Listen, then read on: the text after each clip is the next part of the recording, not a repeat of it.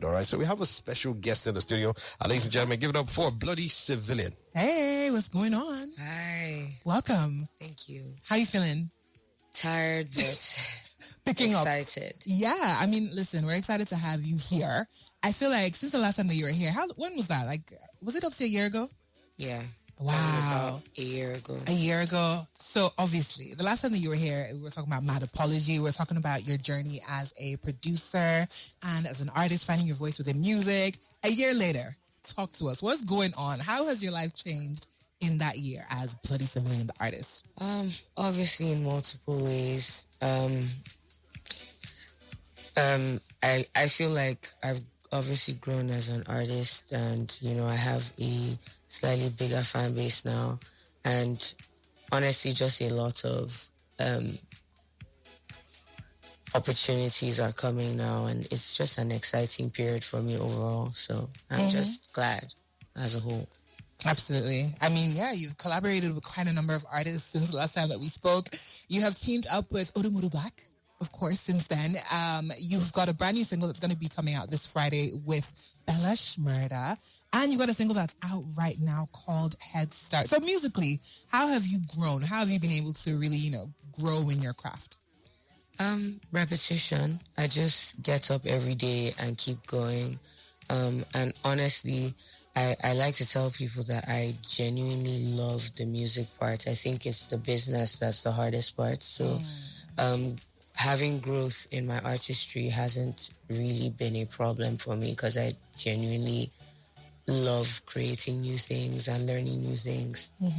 Yeah, but the music, the business part is also an intricate part of being an artist, because when you look at a lot of big artists and how they manage their business affairs is what actually builds a very solid foundation for them to actually have a very long career in the industry as well. So how have you been able to navigate balance as well? the business and the music as well? Funny enough, there was a video that I'm sure the video that's been trending online, where you were talking about the stinking, I think your exact words were stinking contracts that sometimes artists are given, and oftentimes artists are actually shortchanged. I'd like to say maybe even perhaps undermined at the beginning when they are still in that grind and hustle stage. So how have you been able to navigate the business as a creative?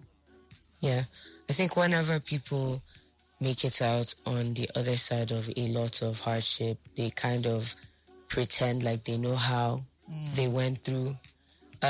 I will always just say it's just down to time and chance. I had, as you saw in the tweet, Osagi gave me advice. She had no reason to. She just reached out.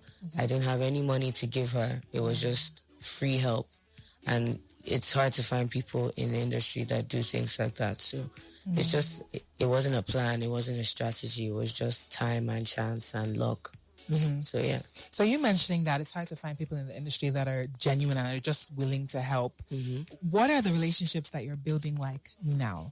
Because there's a lot of people that I'm sure are listening that are up-and-coming artists trying to grind, maybe even producers, maybe even DJs, trying to grind, trying to, find their way, but also meet people that are just genuine people like Osage. Yeah. I don't know how to answer that question. I feel like the relationship I'm building in the industry are definitely more so business related. But I have relationships that I had already developed before coming here. And those are very solid. A lot of how I navigate is through people that I know and trust. And I have to do a lot of background research and vetting before I get involved. So yeah, I think that's how I would advise a younger artist to really just do your homework. Don't forget about the people you came up with, and really ask them their opinions on certain things, and you'll hear about things and you'll know how to navigate. All right, so is Headstart going to be part of a larger project between now and the end of the year? Are we going to see you actually put out a body of work this year? Yeah, probably. Okay. Is it going to be an EP, LP, or it's still kind of under wraps for now? Right now, I'm not sure. Okay. Yeah. Girl, you know what? I want to get to know Bloody Civilian, the woman behind the music. You seem like such a chill and laid back and calm person. But I want to ask, what excites you? What brings you joy? Music. making beats, studying music, I really do love that part of things. I love creativity. I love seeing people create nothing out of something. It doesn't even have to be music related. I'm very artsy in general. So, that's, if you find me randomly, I'll most likely be doing something in terms of art. And music. So if you're not doing music, what else, would you have found yourself doing? I studied civil engineering, so I would have probably tried to avoid the 9-to-5 lifestyle by doing interior decor or something along those lines, or furniture. Stuff that I'm but obsessed still about now. Kind of, because I think interior decor is like, it's artsy. You gotta have an artsy bone. So who is Buddy Civilian listening to apart from yourself? First of all, I don't listen to myself. You don't listen to yourself? I have a long list. I'm listening to a lot of music right now. I'm listening to Black Bones, Young John. What else am I listening to?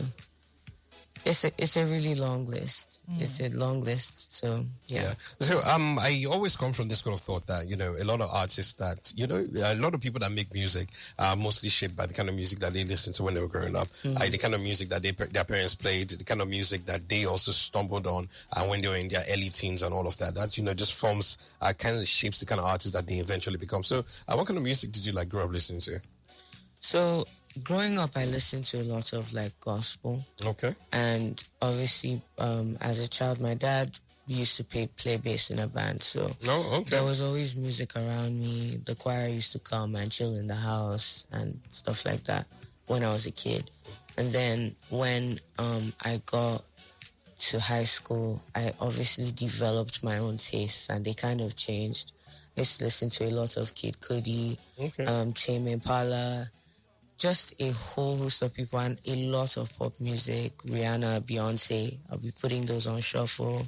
The rappers, Lil Wayne. So yeah, Wizkid. Yeah, all that. So right from secondary school, you knew that you wanted to do music. Yeah. Okay, cool. That's fantastic. I love that. That's and nice. You've done music. You're doing music right now. You're doing it successfully, and you're doing it at a time where, thankfully, our music, the kind of music that comes out of our country and our continent is, has that attention globally. Yeah. So I would just want to ask, a lot of people, a lot of artists right now, especially when they're being interviewed by, media outside of Nigeria, and they ask them about, what's your take on Afrobeats, or are you an Afrobeat artist? And, often more than not, a lot of people say, I do not make Afrobeats. So I do not have an issue with people saying, I do not make Afrobeats, or that's not the kind of music I make. But, it's more or less from my perspective, a huge foundation and the vehicle, to get the music from where it is right now to where we want it to be, and everything. So what's your take on that, though?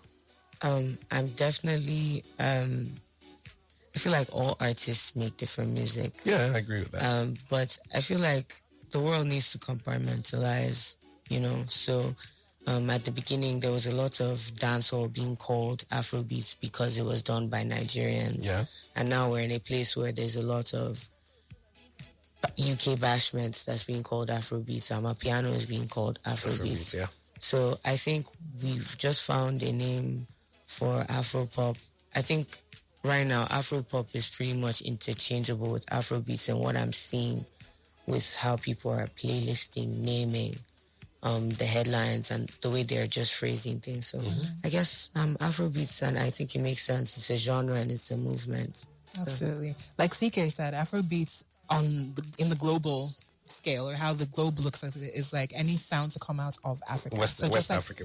Actually, Africa as a whole. So that's why you find Americans will say Afrobeats, and they're referring to something that Uncle Waffles released, knowing damn well that it's, I'm at piano, but you may know that. Yeah. But it's under Afrobeats because they don't know the differentiation. Exactly. So I think that's what a lot of artists don't seem to understand, that under Afrobeats, the way the world is looking at it, can exist so many different subgenres, and there is that freedom to be yourself and explore your sound and not even be confined to whatever genre you're attached to or whatever. So one final question before we let you go this morning.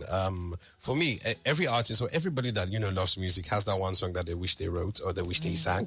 I think for me it should be Ghetto Cinderella by Blast. That's a brilliant song.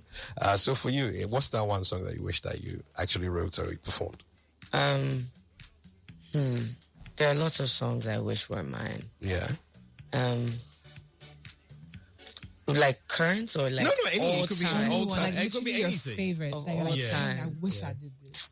I would say Phil Collins, the one that Brandy covered. I keep forgetting the name of it. You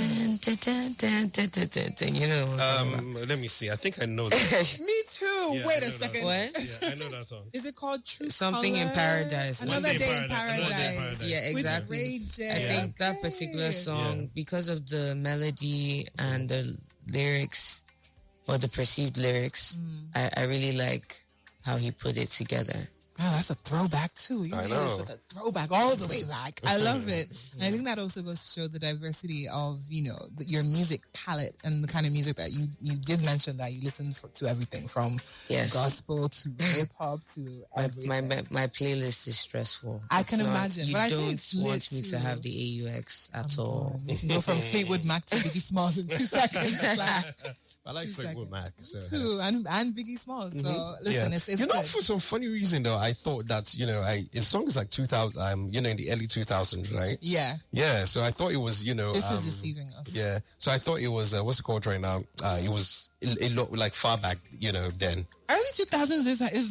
Do you know where 2024 is where we are right now? I know, but I Okay. thought it was like in the 90s or something. That's like 20 years ago almost. It's crazy. Anyways, it's all good. So this song I'm about to play right now, Headstart, you produced it? Yes. Okay, so you produce all your music. Yes. When are you going to start letting other producers produce you? So here's what it is. I am working with other people right now. You got trust issues? The music just never makes it out because it's just it takes a lot for me to really attach to another beat because I'm a composer first before a writer, and I don't really vibe on beats. I write songs and I come up with a melody already and everything already. So working on additional production right now is tough, but this has additional production though, like after the fact. So yeah. All right. It's collaborative. Okay. So I'm excited to see and hear when you start teaming up with other producers. Yeah. I'm excited to see what that will be like. Because like you mentioned, if you're involved in the process from ideation to execution, then it's 100% your sound. But I'm excited to hear what other influences will be like. Not just after the fact, but actually, the collaborative effort. It's going to be a good time. Thank you so much for watching. Make sure you like and subscribe for more content like this. And also, don't forget to check out all the other content on the other shows on the Beat 99.9 FM.